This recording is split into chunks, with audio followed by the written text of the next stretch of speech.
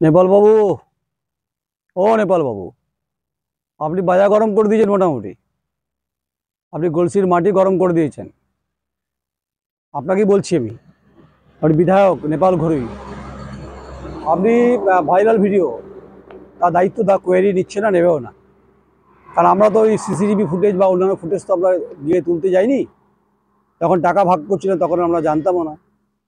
আপনি যখন এই গোটা গোটা বাংলায় যখন এটা নিয়ে তোলপাড় হয়েছে এবং শাসক এবং বিরোধী যখন এই উত্তাল হয়েছে আপনার এই টাকা নেওয়ার ঘটনার পরিপ্রেক্ষিতে, তা মনে হলো একটা সংবাদ তো আপনার জন্য হতেই পারে। আপনি নদী পাড়ের মানুষ, কিন্তু হঠাৎ করে গোলসিতে ঘটনা ঘটে গেল কেন? এ কি বিনা মেঘে বজ্রপাত, নাকি অন্তর্কলহ, নাকি দলেরই কেউ ছেড়ে দিল?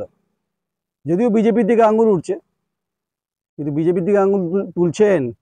আর আপনি যে যুক্তিটা দিচ্ছেন সেটা হচ্ছে যে 2024 লোকসভা নির্বাচনের সময় বুধে কোনো সভায় মাইক প্যান্ডেল ও ডেকোরেটরদের টাকা দেওয়ার জন্য। এতদিন পর, আচ্ছা, তখন যদি এটা হয়ে থাকে তাহলে এখন ছাড়লো কে? তাহলে কি ঘোগের ঘরে সাপের বাসা নাকি? ওই ভেতরই আছে। আপনি সেখানে বসে আছে, সেখানে ছবি টাকা ভাগ হচ্ছে, কর্মাধ্যক্ষ ছিলেন, ওই পঞ্চায়েত সমিতির সহসভাপতি। আপনি নানান যুক্তি দিচ্ছেন ঠিক, কিন্তু আপনাদের বিরুদ্ধে অভিযোগ তোপ দেখেছে সিপিআইএম পূর্ব বর্ধমান জেলার জেলা সম্পাদক সৈয়দ হোসেন দা কোয়েরিকে বলেছে যে আপনাদের দলের তোলাবাজির বিরুদ্ধে, আপনাদের দলের বালি এবং কালির ঘটনা পরিপ্রেক্ষিতে বেশ কিছু তীরবিদ্ধ করেছে আপনাদেরকে। একই অভিযোগ বিজেপিও করেছে। কিন্তু প্রশ্ন হচ্ছে, আপনাকে বহু চেষ্টা হয়েছে, করে পায়নি। বিভিন্ন সংবাদ মাধ্যমে আপনি ভেসে উঠেছেন, আপনার ছবি জল করেছে। অনেকে প্রশ্ন করছে নিন্দুকেরা, আপনি নাকি এবার টিকিট পাবেন না। তার দায়িত্ব তো আমার নয়। দা কোয়েরি তো টিকিট দেবেন আপনাকে। আপনাকে টিকিট দেবে হচ্ছে মমতা বন্দ্যোপাধ্যায় মুখ্যমন্ত্রী আর অভিষেক বন্দ্যোপাধ্যায় সাধারণ সম্পাদক, তারা ঠিক করবেন। তাই হঠাৎ করে এই ঘোলা জলে মাছ ধরলো কারা? আসলে একটা দাবি উঠতে শুরু করেছে। এটা 2016 সাল থেকেই উঠছিল যে 2016 সালে অলোক মাঝি ছিল সেখানকার বিধায়ক, তাহলে ভূমিপুত্র টিকিট পেল না। আবার ঠিক 2021-এ আপনাকে রায়না থেকে নিয়ে এলো, আপনি জিতে গেলেন। প্রশ্ন করছে বিধানসভায় আপনি কি করেছেন? বিধানসভাতে 21 সাল থেকে আপনি কি বলেছেন? আপনি তার আগেও বিধায়ক ছিলেন, রায়নায় ছিলেন আপনি।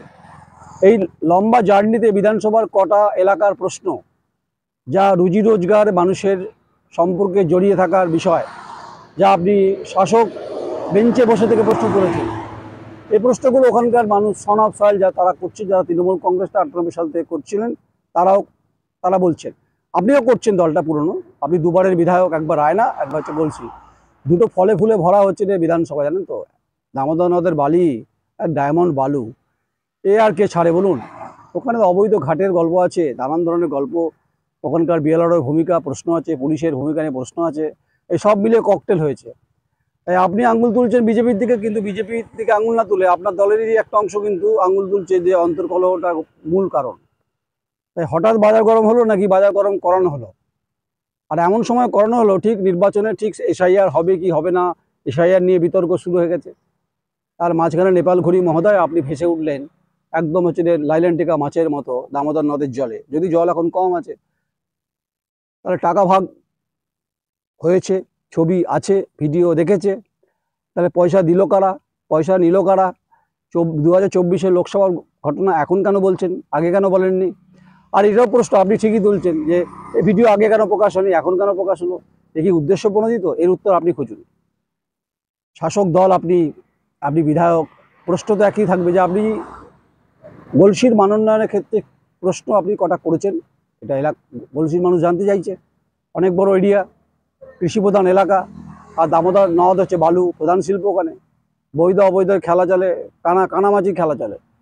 আর কানাগলির মতো ঘুরপাক খায় অর্থনৈতিক, মানে আনপ্যারালাল ইকোনমি এখানে চলে পুরো গলসি বিধানসভা জুড়ে। এটা আপনি অস্বীকার করতে পারবেন না, যেটা রায়নাতেও আছে। যাই হোক, আপনাকে দল কি করবে সেটা আপনার ব্যাপার। আপনি আলোচিত হয়েছেন, সমালোচিত হয়েছেন, আপনাকে তীরবিদ্ধ করেছে শাসক বিরোধী সবাই করেছে, গলসি সাধারণ মানুষ করছে, জনমত আপনার বিরুদ্ধে যাচ্ছে এই ঘটনার পরিপ্রেক্ষিতে। তাই আপনি সুখ টান দিচ্ছিলেন, মানে সিগারেটের সুখ টান দিতে দিতে টাকা যখন গুনছিলেন, ভালোই লাগছিল আপনার গুনতে। টাকা পেলে কার না ভালো লাগে বলুন তো গুনতে, কিন্তু সে টাকাটা কিসের টাকা? এই প্রশ্নের উত্তর আপনাকেই দিতে হবে, আমি দেবো না। আমার কাজ সংবাদটা করা এবং সংবাদটাকে তুলে ধরা। তাহলে গলসিতে বা দাবি উঠছে যে ভূমিপুত্রকে টিকিট দেওয়া হোক, সেটাকে আইপ্যাক ঠিক করবে? আইপ্যাকটা তাদের মতো করে একটা মোটামুটি বর্ধমানের 16টা পূর্ব বর্ধমান জেলার আসন নিয়ে আলোচনা অলরেডি হয়েছে। এক তো বিধায়কদের নন অ্যাক্টিভিটি, কিছু না করা, কিছু না বলা বিধানসভাতে, শুধু মিটিং মিছিল করা, কিন্তু জনমত এবং এলাকার সার্বিক উন্নয়নের ক্ষেত্রে মানুষ যে নির্বাচিত করেছে রুজি রুটির প্রশ্নে, শিক্ষার মানোন্নয়নের প্রশ্নে এই দাবিগুলো তারা তুলছেন। আচ্ছা, যারা ভূমিপুত্র হবে তারাও কি তুলবেন? সময় বলবে, পরিস্থিতি বলবে, পরিবেশ বলবে। আপনি সুখ টান দিয়েছেন আর টাকা গুনেছেন, ছবি ভাইরাল হয়েছে, তাই একটা নিউজ আপনার জন্য হয়ে গেল। অসুবিধা কিছু নেই। যদি আপনার কোনো প্রতিবাদ করার থাকে, বলার থাকে, দ্য কোয়েরি প্ল্যাটফর্মে আপনি বলবেন। আমাদের খুব লিমিটেড আমাদের লোকজন দেখে, অনেকে বলে আপনার ভিউজ আপনাদের নেই, দরকার নেই, মানুষ আমার সঙ্গে রয়েছে। তাই পয়সা ভাগ আপনারা করছিলেন কিনা বলতে পারবো না। তাই সেই ছবি মোটামুটি বাংলায় বাজারে উত্তপ্ত হয়েছে।